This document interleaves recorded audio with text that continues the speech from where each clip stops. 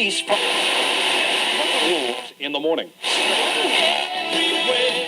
Welcome, B-movie fans, to this week's episode of B-movie Chat. This week we'll be talking about martial arts films, specifically the fight scenes within martial arts films. We all know that fighting is awesome and solves all of life's problems. However, not all fight scenes or sequences are created equal. Some martial arts movies will feature very realistically choreographed fights that really bring the audience into the conflict. Other fighting scenes go for less realism and purposefully exaggerate their fighting sequences, either for comedic or plot-related reasons.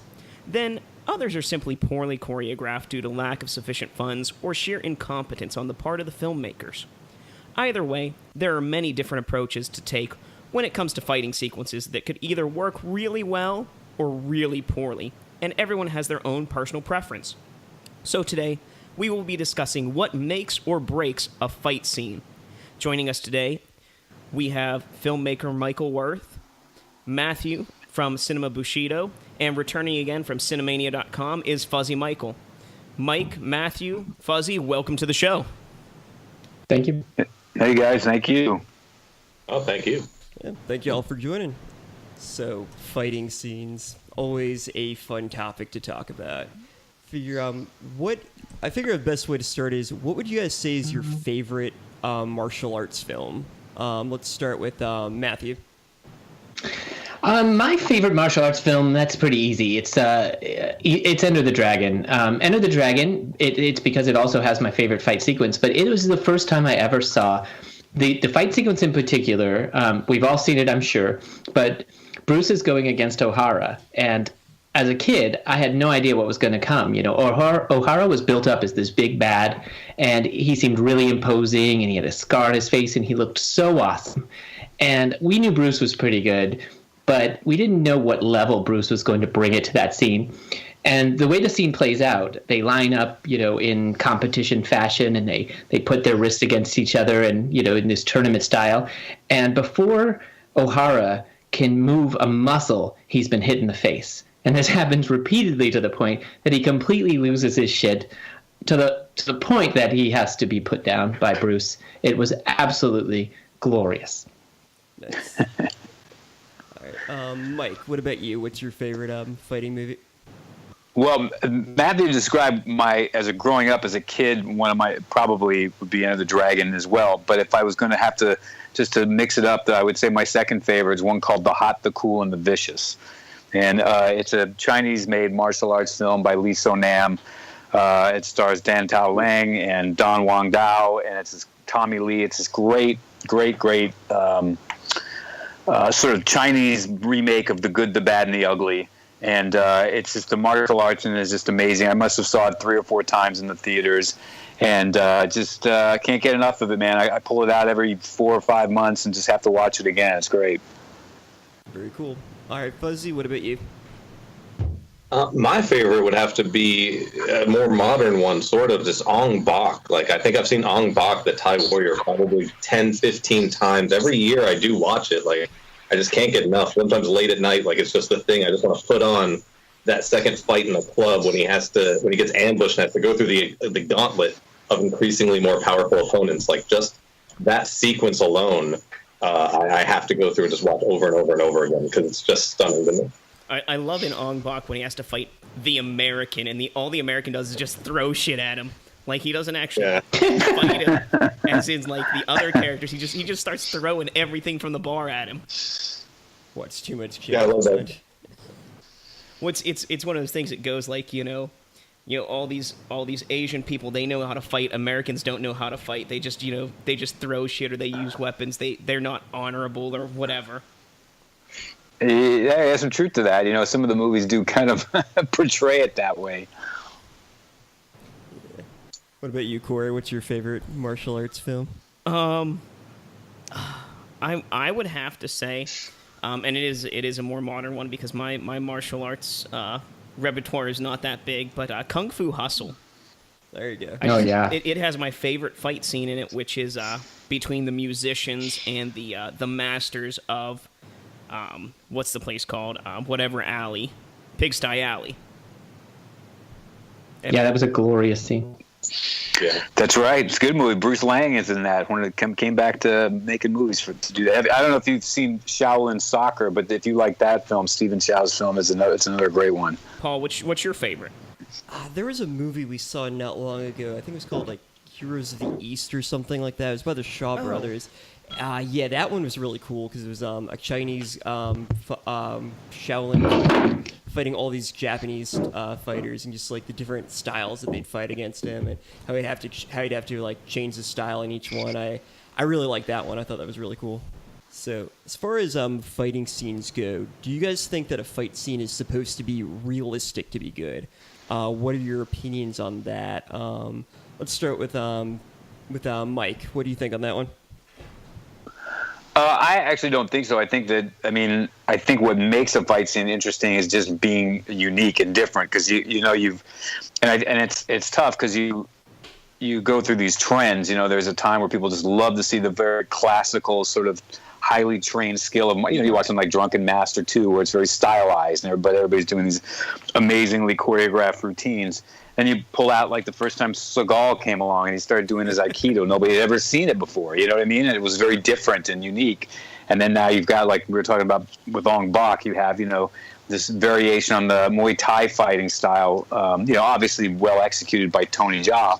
But I think as long as you're looking for unique rhythms, unique choreography, because to be honest with you, I think to this day, if I see a fight scene that's being done and it's still got all this, and we see it all the time, where the guy jumps out of or a girl jumps off a roof or lands from a kick or a fight and kind of drops into that low Hong Kong styled stance with, the one hand out and the other. He's just kind of seen it enough times, you know what I mean? It sort of draws you back out. So I would say for me, to summarize what makes a good fight scene is just trying to be unique and surprising the audience. Anyone have anything to say on that?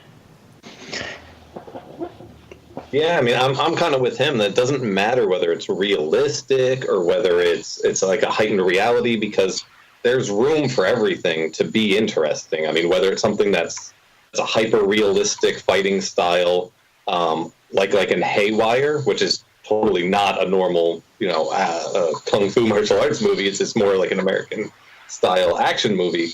But they use really great realistic style martial arts in that. Gina Carano, who used to be an actual MMA fighter, is in there, and she's fighting Michael Fassbender in this amazing sequence in a hotel room. That's super gritty and down to earth, and they're just beating the hell out of each other. Or you go to something like The Matrix, where it's really big and overblown, and it's wire fu, and they're doing insane things that no human being could ever do. They're both great. There's no reason that you have to, keep it realistic to be good. It can be anything as long as it's consistent and as long as it tells a great story. It's gonna be entertaining. And I'll throw a little shade there, not much, but I like fight scenes. All my favorite ones are the ones that are within the realm of possibility. You brought up Seagal earlier. And I liked his early movies, probably like the first 4 or even 5. Everyone hates him now. If I even see him show up as a picture, I want to hit him myself. But when he started, there was something so neat about watching his style. It was real. It was authentic. And if you watch him now, I did a podcast where there was this joke. It was this Beauty and the Beast podcast where I did this joke that I didn't watch Beauty and the Beast. I went to watch Belly of the Beast, which was this 2003 Steven Seagal movie. It was when he started to get overweight and he was out of shape.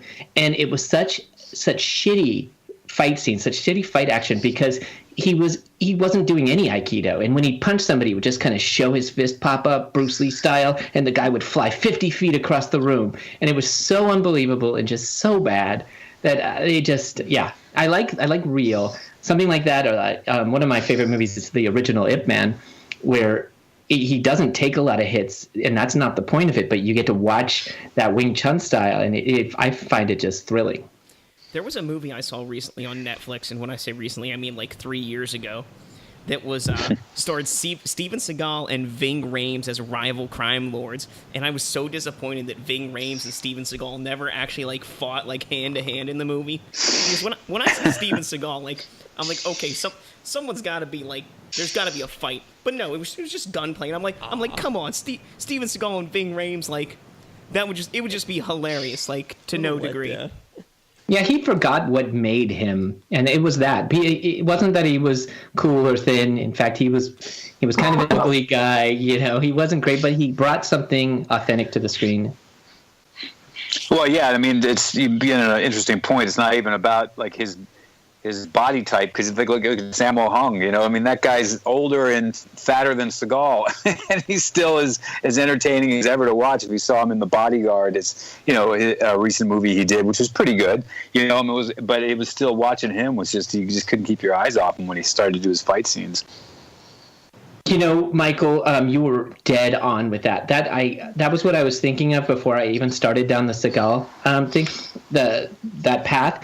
Sammo Hung in particular, all of his scenes, he's believable, even though he is the funniest looking guy. I mean, he looks like one of the Three Stooges or something. But when he brings it, it is delightful, right? He does the Sammo kick and the guy flies across the room, and it still feels real. And yeah, it's great. Yeah, and in fact, we just talked to him this last week for the documentary we were doing, and he was in Hong Kong at the film market. It just closed up, I think, today actually. And he's doing a film called, I think it's called Return of the Lucky Stars, which is returning to the old characters he did with Jackie Chan and Yuen Biao back in the day, the Lucky Stars series. And he's going to do a new one apparently. Very cool. That'll be it. I love all that. I mean, they all came up together in that drama academy, in that opera school. Yep. The thing, they were raised from really young age to be able to perform, and someone like Steven Seagal wasn't. I mean, he was. In adulthood, he was what did he do? He was a bodyguard for somebody or whatever, and they decided, oh well, he'd be a really interesting action star. Let's put him into a movie. And then next thing you know, like his second movie, I think he wrote. Like they just sort of gave him free reign, and because he had so much power in Hollywood so quickly and never really had to struggle, I think that's why he sort of got lazy really fast and sort of got away from doing what made him and got away from doing what made him interesting. Whereas Sammo Hung will never get away from that. Sammo Hung, Jackie Chan, Yuen Biao, like you said, all these guys, Corey Yen, they all came up together and they understand, like, from a young age, all they've known is performing.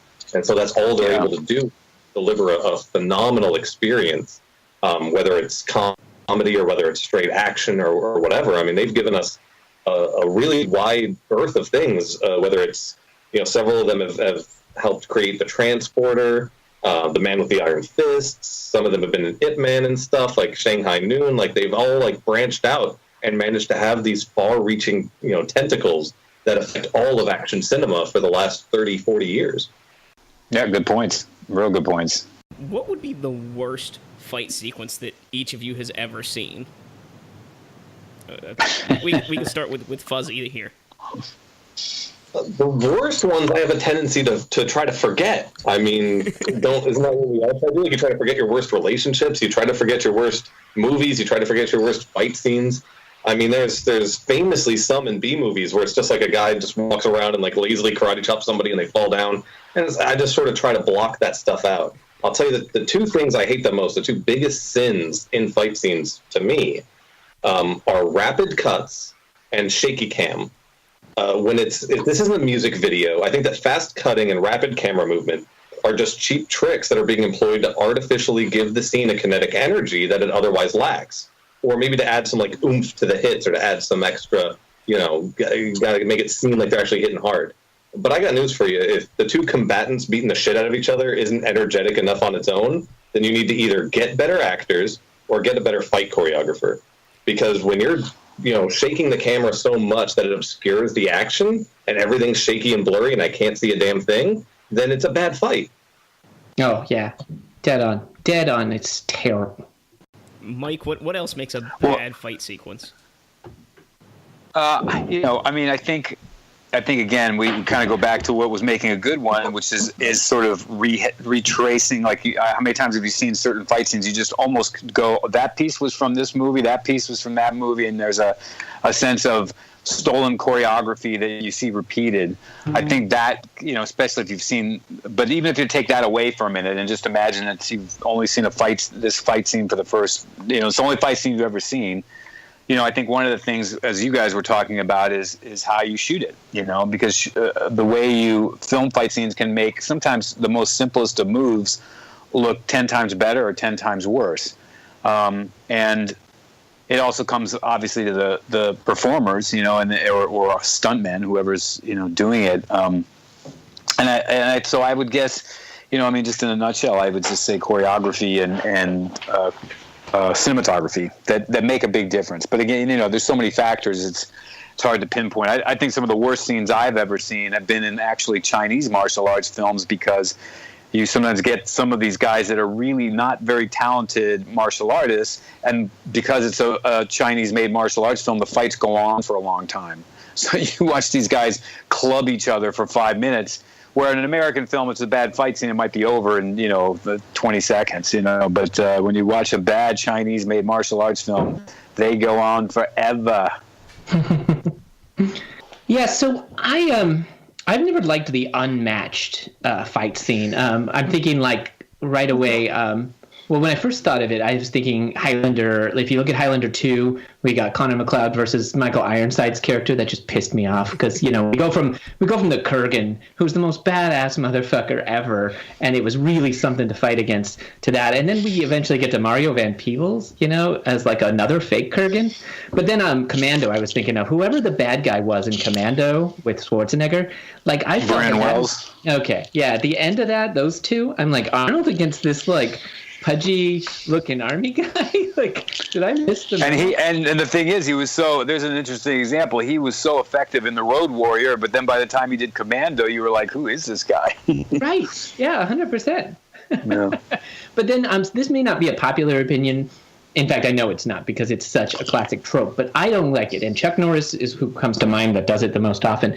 But it's the back and forth in the big final battle. He has to take a bunch of licks and give a bunch of licks to take some more licks before he finally is victorious at that last moment, and we can all applaud. Just not my jam. How would you know that they're equal unless they have an equal amount of hits taken? It's okay, yeah. I get it. And then Chuck just has that little bit more Chuck in him that he's able to, the roundhouse of all roundhouses, or a neck crack or something, and you're like, it's over. If I wanted to watch this shit, I'd turn on WCW Monday Night Nitro. 100%. Yeah. But I'm going to go into the wrestling references today, too, because I think that storytelling in a movie is the same as storytelling in something like pro wrestling. Oh, so it's really sort of draw those parallels. I mean, there's a psychology to it where you're trying to elicit an emotional response in the audience without dialogue and without sort of relying on those easy things. You're trying to get them to actually, you have to have a face and a heel. One trying to give the audience what it wants, cool moves and a satisfying finish. The other one trying to take it away, beating the face by any means necessary, even if it means cheating. There's a psychology involved with playing with people's emotions. They're toying with us. There's an effect you get from slowly and effectively ramping up the violence with occasional high spots and then realistic threats to the protagonist. I mean, the most obvious one that sort of seems like a wrestling match in an actual movie is Rowdy Piper fighting Keith David in They Live. It's a 7-round street fight. It's literally a wrestling match in an alleyway. That was a great scene. It's amazing. It's wonderful. And I'm going to keep throwing and peppering just wrestling stuff constantly, because I watched more of that than I do a movie. Paul just recently saw They Live for the first time, last week, was it? It was a magical moment. I love that film. So hilarious. To be a virgin. Watch that. Anything with Roddy Piper in it is just amazing. I love him in movies, and I love when he appears in the show. When he used to appear, bless his soul. But when he used to appear in It's Always Sunny in Philadelphia as the what was his character, the maniac? Yeah, that was it. And have you ever seen the wrestling episode of It's Always Sunny in Philadelphia? Anybody? Oh God, yes. Oh, I love Frank it. is the trash can wearing the Andre the Giant singlet, throwing around the garbage can. The three guys come down to the ring with like the wings on. Yeah, it's ridiculous. The Eagles, and they start cawing and shit, and then the tally bum, and he throws the sand in their eyes, and like that might be one of the worst fight sequences I've ever seen, and it might be one of the best at the same time because it's just too hilarious. And then everyone just cheers for Frank at the end. Of course. Those where it's like it's awful, but it's satisfying. And then like at that point, like, well, at least it did its job, right? It entertained you. Like even if it's not technically or expertly choreographed, it's great. Well, that's has anybody seen the Mortal Kombat Legacy Season 1 and Season 2? No, is that the one Michael's in and Tomo? Are they in that? It was the one that was like I think so, yeah. internet made. I think Ty White is in there. Yeah, That's right. Yeah, he's in it. Yeah, no, I haven't seen it yet. I just remember when they were doing it, but I haven't seen it. Okay, because the first season, like the choreographing and everything is really good, and the fights are amazing, and then you get to the second season, and it just feels like everything is so. I mean, it's the same director, same choreographer, and everything, but you can tell like everything is rushed, and because of that, like everything suffers, especially the fight scenes, because they set everything up so beautifully in the first season, and it just kind of. Because of production value, everything fell to the wayside just to get it out, is what it looks like. Yeah, it's tough on TV sometimes. When I was doing Acapulco Heat, I remember at the time, the first season, they came up to me and they said, look, because of their sales to, I don't know if it was France or some different territories they were selling to, they said, we can't have you kick people in the head. It's something they don't show on TV. So I was like, okay, I can kick him in the stomach and I can punch him in the head. I just can't kick him in the head. And it was like, yeah, you can't. So I had this first dynamic thrown at me. Then I was over there dealing with the company at the time was using some fairly old school stunt guys that had been around since, the 70s and 60s. That was meaning they'd been around since earlier than that, but that was when they were last, I think, really working. And then they had these the Mexican stuntmen that were coming on, and it was trying to pool us all together and have our 2 cents in to do a fight scene under the kind of constraints of a timeline that a TV show has. It was really difficult, So I can imagine sometimes with those shows it can get a little bit that way because films will sometimes allocate a fair chunk of time to do an action sequence, but TV it's like we got 3 hours to get it done, so let's go. That's a really valid point because, as you guys know, Godzilla is one of my things. When Godzilla had a TV series in the early 80s or late 70s or whatever it was, a cartoon series, they said, well, he can't breathe fire because that's too scary. You can't let him do that's too scary. We kind of just want him to, not fight things because that's too scary. But if he just sort of swoops in and beats up a bad guy at the end, that's cool. And so that's how you ended up with, Godzuki just, whistling for Godzilla to come in and save the day, and then everyone hates it. But it's like that sort of thing happens because they're trying to, please the sponsors and make sure that the ad revenue is still coming in. I mean, it's very real on their end from a business perspective. They have to do those things. They have to protect the bottom line, but sometimes it does cause things to suffer because thinking about great fight sequences, I'll tell you, not a single one came to my mind from TV. They all came from film. It kind of reminds me of in the 90s, they had this whole thing where cartoon characters weren't allowed to punch each other. So you had this Spider-Man cartoon where they're just throwing each other around and basically dancing in between buildings. This is ridiculous, looking back on it. But they weren't allowed to punch each other, so it's all right, well, we'll just kind of throw each other, Which is funny because that Spider-Man cartoon series actually had the Punisher guest star in a couple episodes, and it's how can you have the Punisher in a TV show or anything where he can't be violent? That just makes absolutely no sense. Didn't they give him a blaster instead of a gun or something like that? Didn't he use tranquilizer darts or something? Yeah. Oh man, you really knocked him out with that tranquilizer. It's no, we shot him in the face. He's not getting up. I mean, I get why they're doing it. It's because it's imitatable for children and they don't want kids to become violent. I remember when I saw the first Mortal Kombat movie in 1995 or whatever, I was probably 12 or 13 years old. I mean, I left the theater doing punches and kicks and trying to pretend like I was trying to pretend like I was the character from the movie. Like, it's one of those things you do want to imitate it because it looks cool. You don't necessarily comprehend at that age, like, well, you can't do it to a person because it would hurt. But I mean, you do want to imitate that stuff. So I get why they're that way. But yeah, like, at the end of the day, like, I'm an adult who wants to watch cartoons. Like, give me some violent cartoons already. Well, I mean, I remember my brothers and I when I was, 5 or 6, and they were, 10 and 11. And we would put all the couch cushions on the ground, and we would have fucking wrestling matches in the middle of the living room and shit. And it was the greatest. I mean, none of us killed each other. Obviously, I'm still alive. I mean, but it's one of those things. It's imitatable and it's fun and it's what kids want to do if they see it. But I don't know. Just have a little faith in kids. I think that's part of the problem.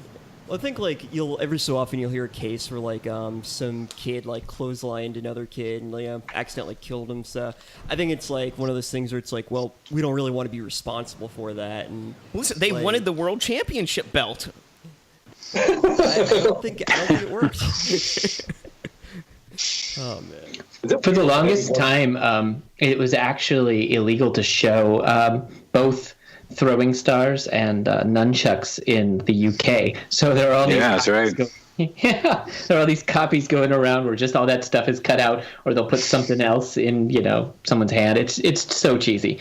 But what made me think of that is whoever was saying that they wanted to leave and start beating people up. I mean, I felt that 1,000 times, right? Yeah, finish a fight scene, you're like, damn, it makes me want to hit them. But yeah, throwing stars were so prevalent where I lived. Every kid had one, and somebody always got poked somewhere with it, Somebody always got something. Nice throw in the back or something, Well, I mean, I hear my elders talk about, when they were our age, and they had the metal BB guns, and they would, run around town, hop, climb up the trees and shoot each other, and hey, one guy's like, my cousin still has a BB lodged between his his middle finger and his ring finger on his left hand, from when he was 10 years old.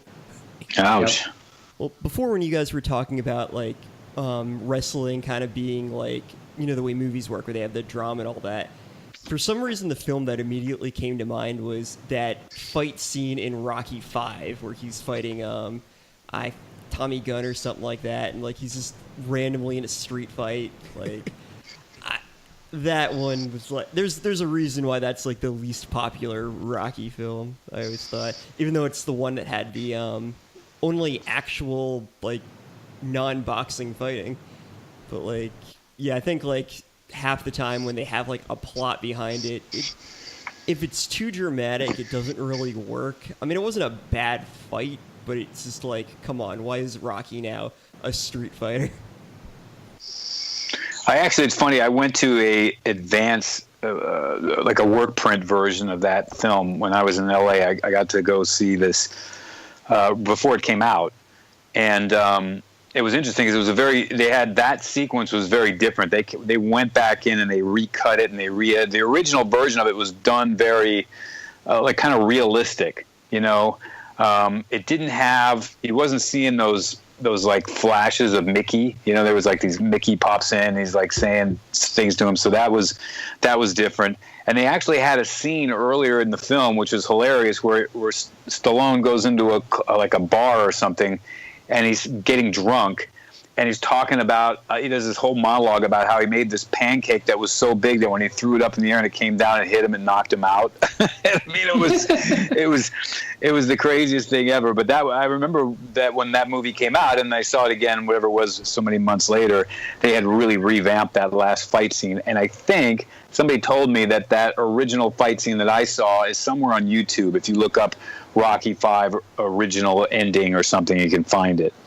Nice, I'll have to check that. Did you feel that it was better originally, or was it better when it was recut, re-edited? I actually kind of like the original in the sense that it felt more like the first movie. It's kind of like the way Rocky Balboa ended up being a little more had a little more grit and realism to it. It was a little less played for sort of that sensationalism that film did. And it's always hard to explain. I always think that's a great example. I think all the people you get into all the Rocky movies for different reasons, but that one always just kind of like nobody's really favorite. Like even Rocky IV, which is crazy. Ivan Drago, Dolph is this nutty like steroid robot that was so reflective of the 80s, you know, and that sentiment there at that time. Yeah, and then you compare that to the original and then the new one, and so they all have such different vibes to them. But for some reason, that vibe just doesn't resonate, and I always, you know, as a filmmaker myself, I sometimes try to ask, like, why? What is it? Because why? I'm sure when they went in to make it, they were thinking this is going to be the best one, you know. But it's just, it's an interesting take on it. Yeah, for sure. I read recently, we just did an episode on Predator, that the original script for Predator, it was being pitched as a sequel to the first Rocky. You know, it was another one. It was the idea that Rocky would have to fight an alien, and, you know, the drugs that be out there in the Hollywood producers, you know. That sounds like something we do in hypothetical movies here. I really wish it was a real film now. Like, well, they actually were almost going to do the sequel to the last Rambo. He was going to do another one, and now I guess they're into this TV series idea with it. But he was going to do one where, you know, because in the last one he comes back home and finds his father or whatever it is. He gets called back. There's a book called Hunted, and it's an older book from like the 80s or 90s. But they were going to redo that book where Stallone has to go after this genetically modified creature as Rambo, you know. Wow. So it sounds like they were almost going to do that with Rambo. I love that man. Well, yeah. What was it? The Gladiator. They were originally supposed to make a sequel for that, where his spirit goes through time and fights through all these time periods and things like that. I remember reading about that and like, you've got to be kidding me. Like, now I'm just thinking like the Expendables 4, where they fight aliens and ghosts and through time, like. Expendables against the universe. Expendables versus aliens. Yeah, it looks like Mickael's not going to be able to join back up, so we'll see if he's able to come back or not. But I could try to add him from my side. I don't know how that affects you guys. I mean, I just hit the plus here. I don't know. Up to you. Yeah, doesn't matter. Hopefully we'll be able to get him back. But like, yeah.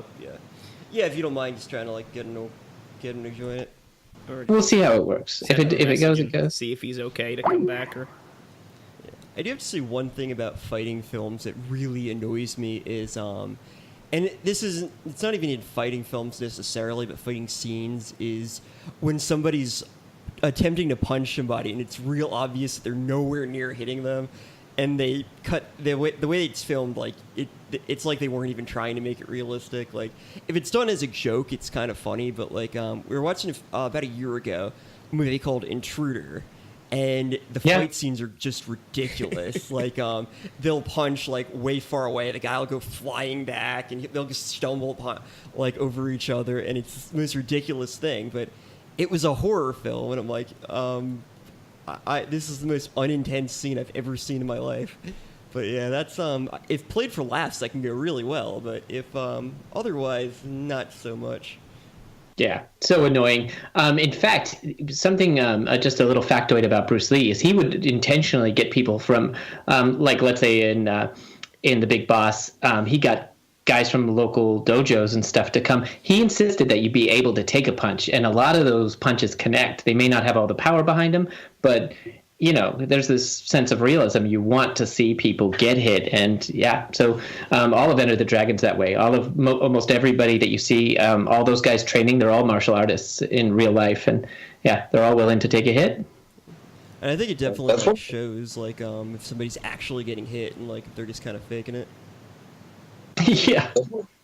That's one of the things that really makes the Tony Jaa and Thai action movies in general so intriguing, is that a lot of those ones from like the 1997 to about 2005, 2006 area, they were like hurting stunt guys left and right. And part of the reason it took 18 months or 24 months to film a movie is they had to wait for people to heal, because they were legitimately getting hurt on set, fighting each other. I mean, they were trying not to beat each other up at full power, but they wanted it to look so realistic that they were willing to take elbows to the skull and things like that. And a lot of guys had to go out for broken arms or broken limbs or various other things. So I mean, that's what makes The Protector and the first Ong Bak and a lot of those movies seem so real, is that people are legitimately getting hit, even though they were always a film troupe before. For 20 or 30 years, they were very much like the opera houses in China that spawned Jackie Chan and Sammo Hung and guys like that. Even though they were like that, they still wanted to make it look real on screen. So, you know, they didn't mind connecting. They didn't mind having some guys that actually took a hit. So that's part of what makes those movies last, is you watch them and you know, like, that guy actually really got hurt. Definitely earning their paycheck, that's for sure. Yeah.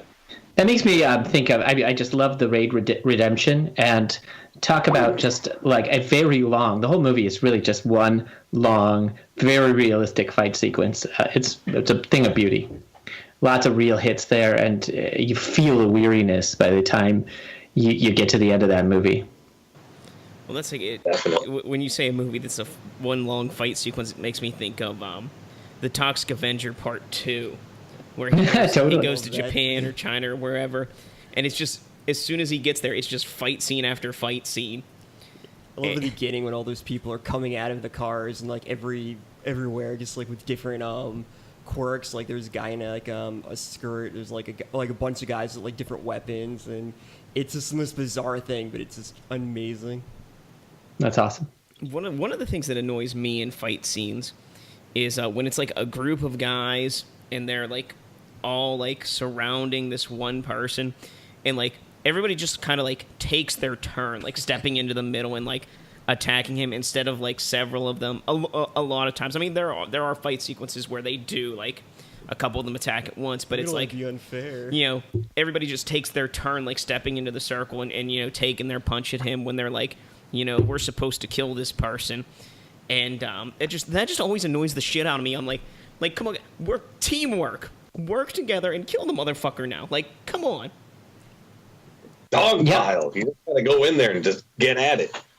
No, I feel you, but it's one of those things where it's almost like an enhancement fight or an enhancement talent in something like wrestling, where they have like a jobber that's just, his whole purpose is just to get squashed by the superstar. That's basically the point. They're just doing it in a movie where it doesn't have any logic. You're like, oh well, there's 25 guys and they're all going to get their asses kicked by one dude. It's something just to put the one dude over, but it lacks drama. I'm with you. I mean, there's very little actual drama in most fight scenes. You never think that Bruce Lee is about to taste defeat in the first 20 minutes of any movie. You never think that Jackie Chan is really going to get beaten by a jean jacket wearing thug with no name. You know that the outcome is going to be that the good guy prevails, so it takes a lot of talent to actually keep us engaged. That's what makes it all the more memorable when a film actually does a good job of it. Like they did it in, I don't even remember which Matrix movie, but they had all the Smiths fighting Neo at once. Yeah. And he was fighting off like 50 or 75 guys, and they did a decent job of actually making it feel like, you know, an interesting and intriguing fight, even though you knew the outcome because it was only halfway through. But you still were, you know, sort of interested in it. You were engaged. And it kind of makes me think of the first Batman with Michael Keaton, where, you know, he's fighting all the Joker thugs in the alley, and the one guy with the swords is just chopping away, and he's like blocking, and he, you know, punches him in the face. He falls down, and Bob, Joker's right hand man, he just looks at him. He goes, "Fuck this shit," and just like walks away. He's like, I know. My name's Bob. Do you really think I can take you down? No. Like, I'm out of here, dude. It's like one of the red shirts from Star Trek or something like that. Like, you know, you're not going to survive. Right. It's why I stopped watching superhero movies for the most part. I mean, any of the Avengers stuff, I mean, they're all safe. Nobody's going to kill Captain America, and nobody's going to kill Iron Man. There's nothing at stake. Nothing at all. Yeah, and yeah, people like that, right? They're like, oh, they're safe. Their heroes are going to be safe at the end of the day. It's not a big deal. But listen, I just watched Into the Badlands, the first season of it, because it came out. Oh, yeah. Netflix. And, like, that was... I loved that. That was, aside from Ip Man, the Ip Man movies, that was some of the best, like, and most dramatic fight scenes that I've seen. It's so well done. It's just gorgeous. And it's bad because I just went from that to trying to watch the Marvel Iron Fist series on Netflix. Right.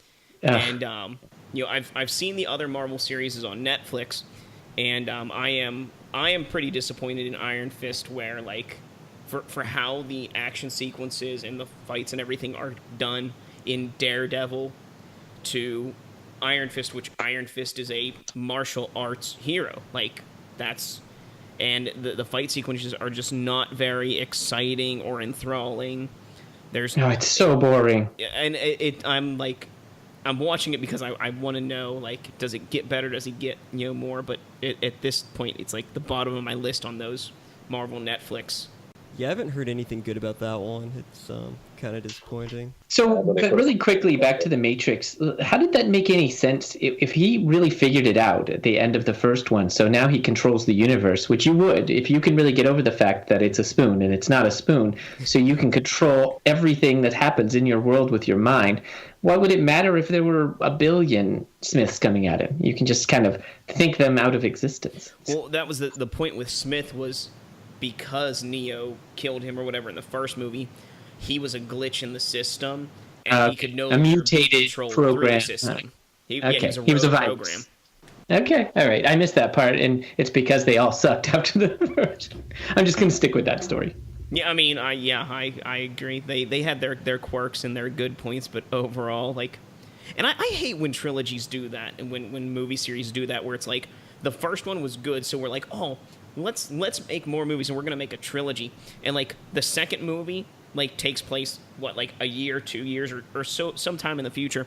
And then movies 2 and 3 are like back to back, and I'm like no, this is bullshit. You left me off on a cliffhanger. I am not, and most of the time I don't go back to the theater to see the third movie. I'm like, fuck you, you're not getting me money on that third movie. These should be 3 independent movies. If it was that good of a movie, you wouldn't need to split it into 2. Like, They do that.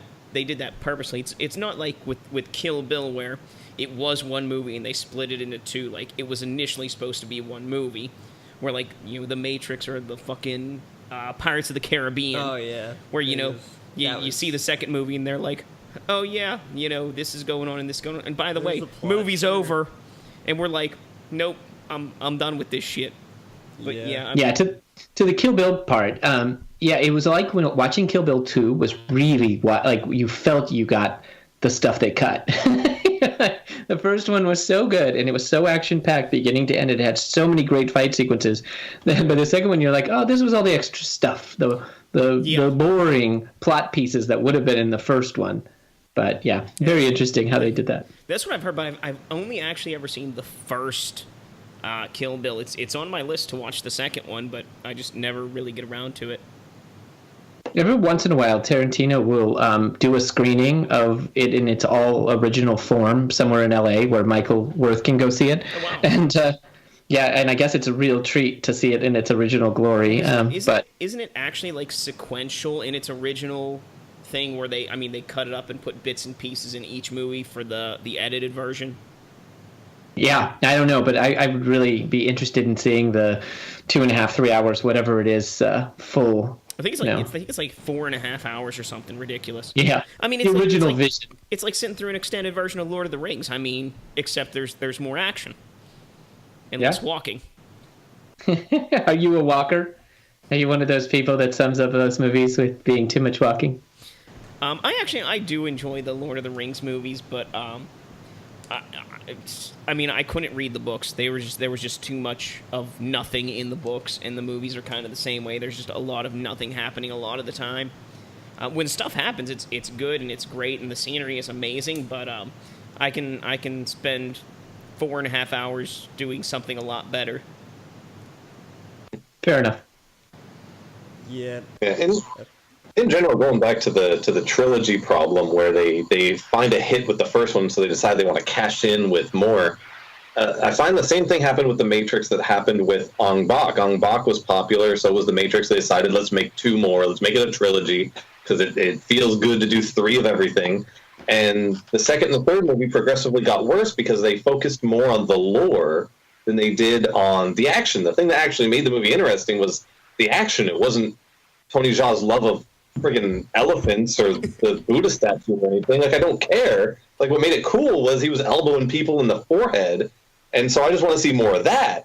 But they sort of lost sight of it. Same thing happened with the Matrix. The first one had probably 5 or 6 amazing set pieces. I mean, it opened with an action sequence where you didn't even know who the characters were. It was just this lady in black tight leather beating the crap out of cops, and then next thing you know, they're breaking into like a big base, and there's guns everywhere, and then they're karate kicking people up near a helicopter, and then they're doing all sorts of crazy stuff. Like, you get into it, and then the second and third movie, even though they had really cool set pieces there, they focused so hard on let's build the lore and let's make a bigger universe that you really got bored with it, because you're like, I don't care what's happening on some other ship.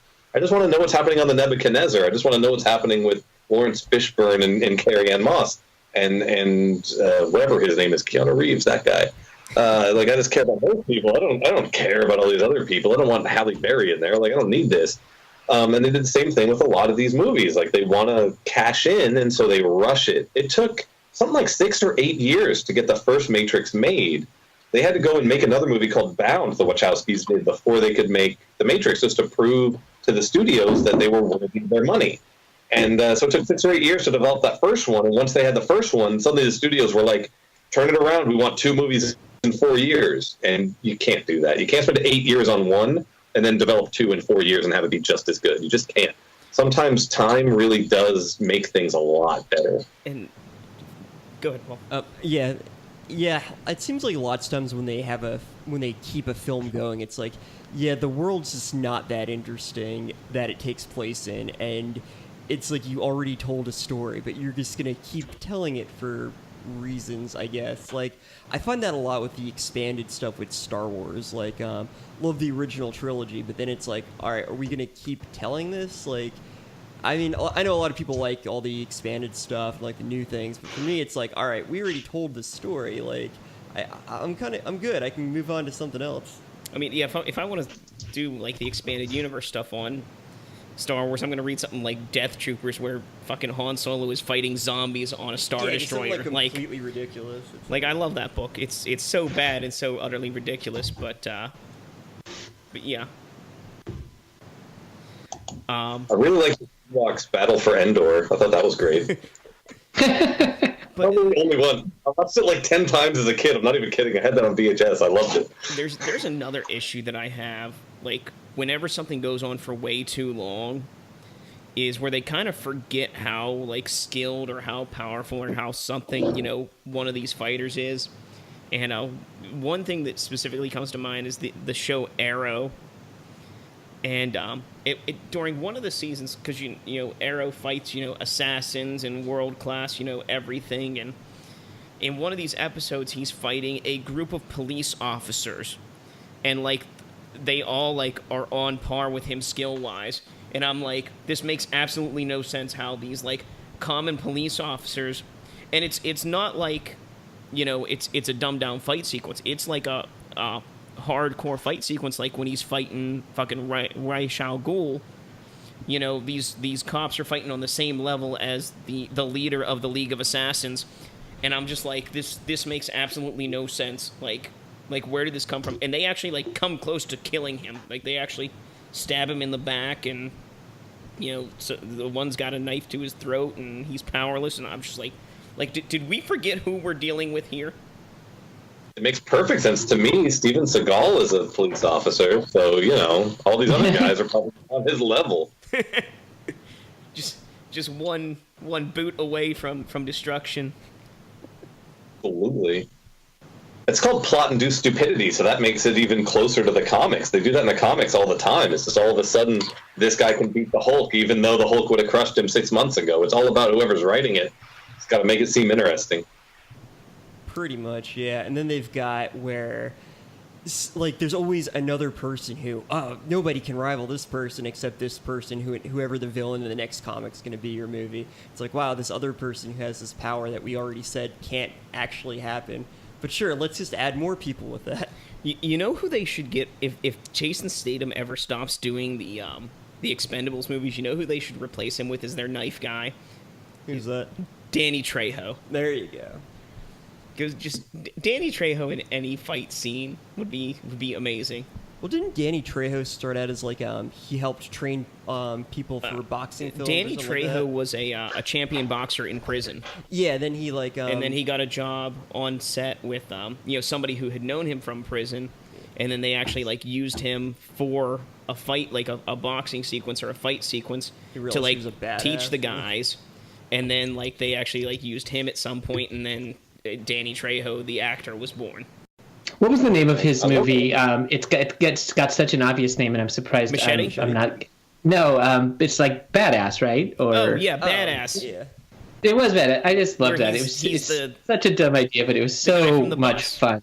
Well, yeah, it was a dumb exactly. idea, but it was based on a true story. Like that's the Yeah. best part. Like, a movie based on a meme. What And better it way? was and it's it was and a that's lot a of movie too. That there's 3 of them. I think they're working on the 4th one right now. I didn't know there was more You than gotta one. be Oh yeah, kidding me. Badasses, starring Danny Trejo and Danny Glover. Badasses on the Bayou, starring Danny Trejo, Bayou. Danny Glover, and I can't remember the third person, but it's another like old actor that's like, just they beat the shit out of criminals, and that's a movie Nice. where they made 3 of them, but like I love it because it's not like the first one. Then the second and third one are like back to back, like they all take place apart from each other. So it's like No, the I'll spin-off watch those. I didn't know they did anymore. I liked the first one so much. yeah. And it just didn't stay on my radar. Yeah, it's badasses, and then badasses on the Bayou, That's I'm on it. and then like I said, I think they're working on a 4th one, which I'm still waiting on. Machete kills in space. Space That's makes gonna be everything sick. better. Definitely. They made Jason in space, so that's it's got to happen at some. After Machete goes to space, he's got to come back and go to the hood twice, like Leprechaun did. I mean, Heck where yeah. else do you go from there? You go to space, and then you got to go to the hood, and then you go back to the hood because you've been everywhere else. Just the hood's got to have your presence. Anything else that like you think breaks fighting scenes, or just makes a fighting scene really great? Like any qualities in a fighting scene that like you think are essential to make it work, or I have one comment on that real quick, and if it's live action, you cannot yell out the move's name when you do it. If it's But how's it anime gonna work or if you don't yell cartoon, it first? it works out perfectly. But just to see that in live action, someone yelling out the name of Right the move, punch, like it left just kick. that ruins it for me. Like I love it in animation, but I hate it in live action. I would throw out Bloodsport is one of my favorite like overall action flicks, and it's because first off, it's got that realism to every fight scene again, but it also brings all sorts of different weird styles together, even if they're super cheesy, like the monkey. And one of the main guys, Jackson, the dude from Revenge of the Nerds, he could have won. He could have been a contender. He had no style at all except Hulk smash, and it was his own arrogance got the best of him. But yeah, a lot of fun, and it has one of those like instead of the Chuck Norris of the back and forth, Frank Dukes stays a badass up to the end, and the only reason he's even put a little bit under is the cheating with the sand in the eyes or whatever it happened to be. Great flick though. Oh, definitely. Like that was one of those where I was thinking about that all day today, because it takes a lot of talent to keep us engaged in that fight, because you sort of assume Jean-Claude Van Damme's going to win the entire time, but Bolo Young is such a phenomenal, credible threat that even though it might not be like a perfectly choreographed fight scene, like if you watch it from like a critical standpoint, you're thinking like, does this all make sense? But it's very dramatic. Like Bolo Young's a ruthless boogeyman who can and will literally murder you with his bare hands, and that just makes for such a phenomenal fight from a dramatic standpoint. I mean, it's so gimmicky. He's so imposing, right? Like, I mean, I've never seen bigger pecs on a man than this gigantic Chinese dude. I mean, it's crazy. You mean he has bigger pecs than Terry Crews? Yeah, I think so. Oh my god! Seriously, yeah. Yeah, and he throws the powder in Jean-Claude Van Damme's eyes to blind him, just like the Kabuki mist. It's like straight out of a wrestling storyline, but in spite of its ridiculousness, it's still so super effective. Like you really feel like, oh, okay, this is one of those where you actually thought for a minute, for whatever reason, that Jean-Claude Van Damme was going to get his butt whooped, and it works so well on so many levels. I mean, it sort of reminds me of like the Karate Kid in that it's not a well choreographed fight scene. Like, it's not the greatest martial arts at the end in the climax in the All Valley Karate Tournament, but you still feel for the protagonist because they have like sweep the leg, he's injured, and even though it's not expertly choreographed, it's dramatically climaxed, and so you remember it forever. Like, no one's ever going to forget the end of the Karate Kid with the crane kick. Like, you're never going to forget that. Hey, and another trilogy where they tried to do it again, right? Okay, this time it's the drums and the side-to-side punch. Like, that's a thing, right? Like, that's a thing. I'm going to punch from the right, then I'll punch from the left, just like the drums.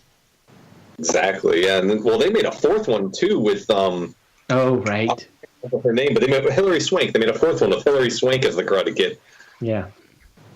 Does it count when you lose the lead? No, it doesn't count. Different movie. Yeah. Let's change the name. How hard is that? And there's one fight in particular that when you said the word ridiculous came to mind, and that was in Kick-Ass at the end when Hit Girl is fighting the mob boss, and you got 12-year-old Chloe Grace Moretz fighting this 40-year-old man who's this mob boss martial artist, and it's just it makes absolutely no sense, but it's hilarious. Oh, yeah. I love that flick. Like, you care about it because of all the stuff they've done building up to it. Like, at least you care about it. Like, it is ridiculous. Like, a 75-pound girl fighting a grown man. Like, it's just not going to work out well for you. But one of my favorite action sequences of all time is when Hit Girl kills all the guys. Like, when she first gets up at the top of that elevator, and that's one of the few movies where I will put it on and just go to that scene, watch that 2 minutes, and be done with it. Like, there's not many movies. I'll do that with that and Kung Fu Hustle, for the musician fight scene. But anything else, I don't do that with any other movies.